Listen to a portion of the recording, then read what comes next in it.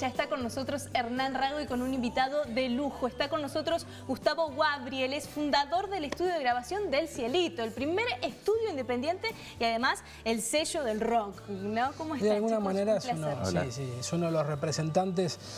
A ver, él viene a contar la historia de este libro, que también es un libro independiente, que es la historia sobre el primer estudio en Argentina independiente, que fue el estudio que le permitió a un montón de músicos decidir cuándo, cómo, cuánto tiempo grabar y de qué manera grabar. O sea, de alguna forma, si bien seguían atados a las compañías discográficas al principio de la historia del estudio... Fantástico, así lo Este vamos es un viendo. libro que tenemos uno para sortear y así que Ahí después vamos a pasar cámara. bien datos. Allá.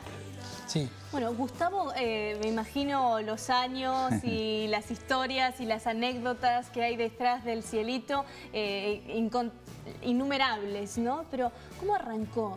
Brevemente, ¿cómo fue el primer puntapié? Arrancó porque yo estaba vinculado a David Lebón y a Charly García de la época de Sui Generis. Sí. Más que nada una relación de amistad. Y en ese momento hubo un gran cambio en la Argentina cuando ellos armaron Serú Girán, donde el sonido de los shows se volvió más como es ahora, donde hay una consola entre la gente y otra consola al costado. Antes era como más precario, ¿no? Sí, sí. Entonces había una gran necesidad de sonidistas y yo, qué sé yo, estaba ahí, sabía música, sabía algo de electrónica y bueno, me convertí naturalmente en el operador de monitores de ellos. De tanto estar ahí en los ensayos y qué sé yo. Y bueno, y notaba que siempre se quejaban de los estudios, que los estudios eran muy hostiles. El rock no era lo que es hoy, que es masivo, era una cosa muy pequeña. Entonces los rockeros siempre tenían... podríamos decir, estaba en pleno auge en esos momentos. Estaba empezando a masificarse. A partir de lo de Malvinas, pero bueno, no había estadios como es hoy, ¿no? Era más chico. Entonces las compañías los tenían medio como el último orejón del tarro y grababan en estudios donde todo era no se puede, no se puede, no se puede, no había... Los peores horarios. Claro, no había ni una máquina para hacer café, grababan en trasnoche. Y a la vez veíamos que afuera, qué sé yo, grababan en, no sé, los Stones habían estado grabando en una mansión en el sur de Francia. James Taylor tenía un lugar en el que se llamaban el Caribou Ranch, que era un valle con arroyos y qué sé yo.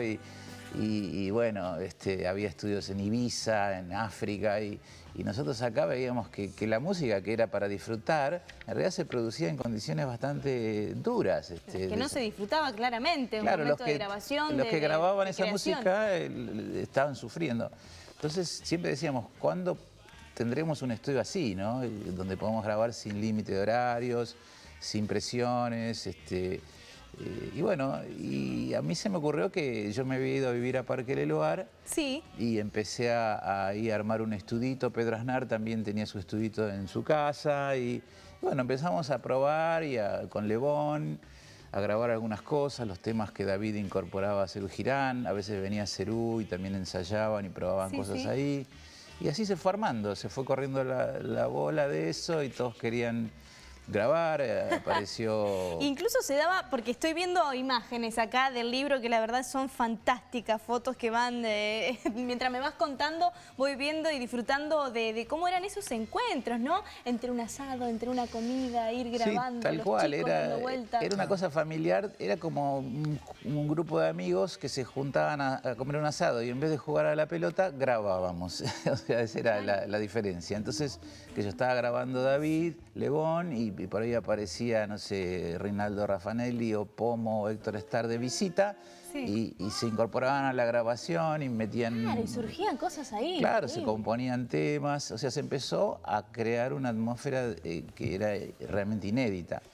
Y bueno, fuimos creciendo, armando un estudio más profesional, donde los músicos se podían quedar a dormir y no se alquilaba por hora, sino por proyecto o por semana. Se llama un lockout ahora. Claro, no había un límite. ¿Cómo funciona técnicamente? Cerrás el estudio para vos el tiempo que vos necesitas. No es que tenés que desarmar y entrar otra banda. Digo, voy a estar aproximadamente un mes y un mes es lo que... El estudio es tuyo. En el horario vos negociás horarios y demás, pero vos disponés, dejás todo armado, de repente se te ocurre una canción en el momento, vas y la grabás. No tenés que estar armando, esperando.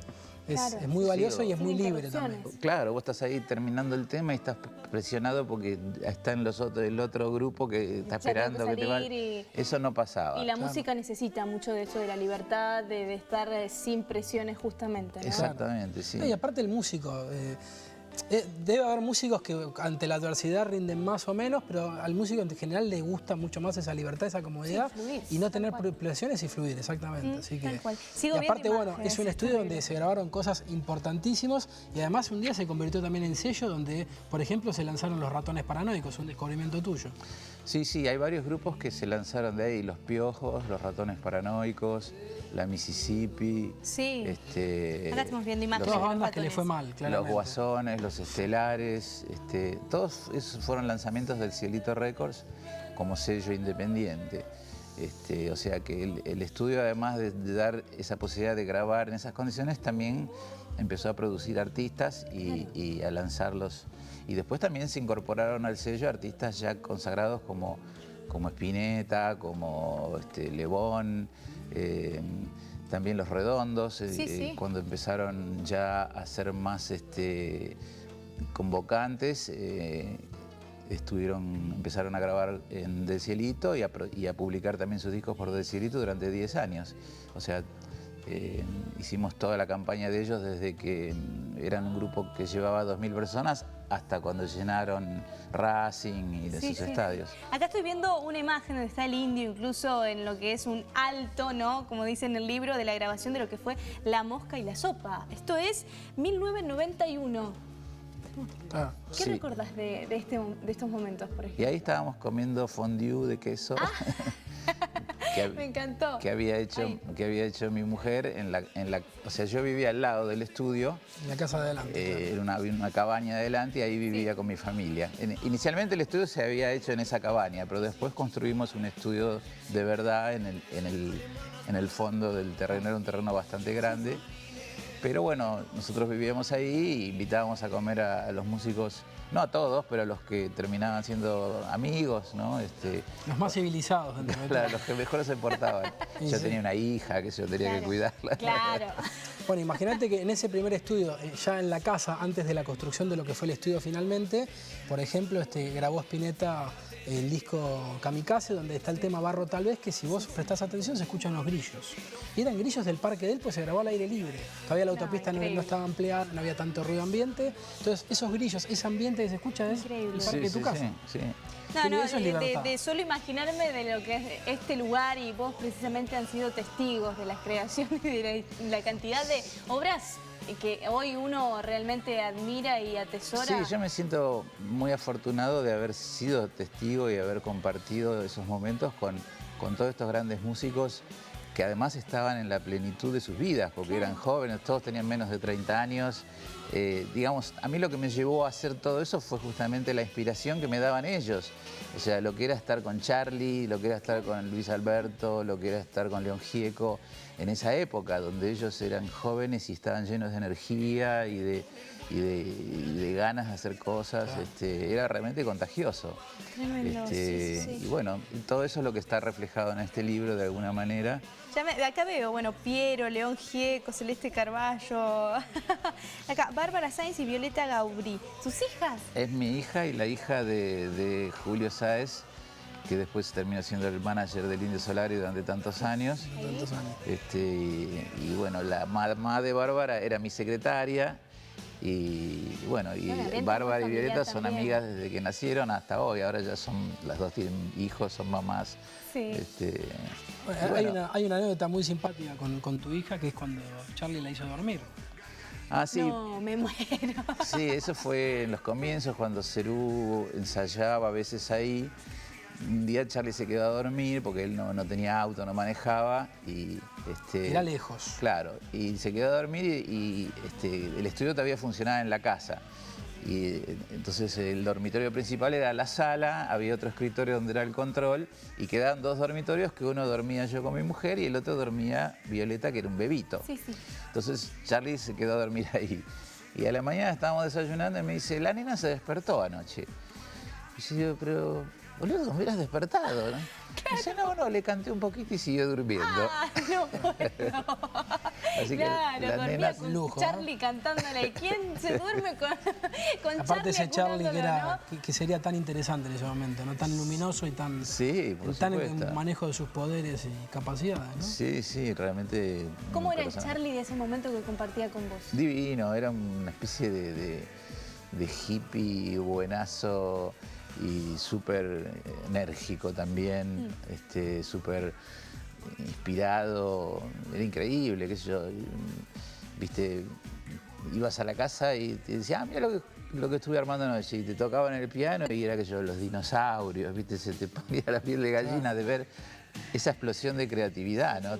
O venía al estudio y le pedíamos que produjera algún tema de David y qué sé yo, y agarraba los temas y los transformaba. En cuestión de segundos. En cuestión de segundos, el mismo tema lo podía hacer sonar como un blues, un rock, una balada, un tango, o sea, es como una... Conoce todos los trucos de todos los distintos tumbados que se usan en el piano para cada estilo. O sea, tiene una capacidad musical tremenda y en esa época... Más aún porque estaba 0 kilómetros prácticamente. Bueno, y así tantos artistas, ¿no?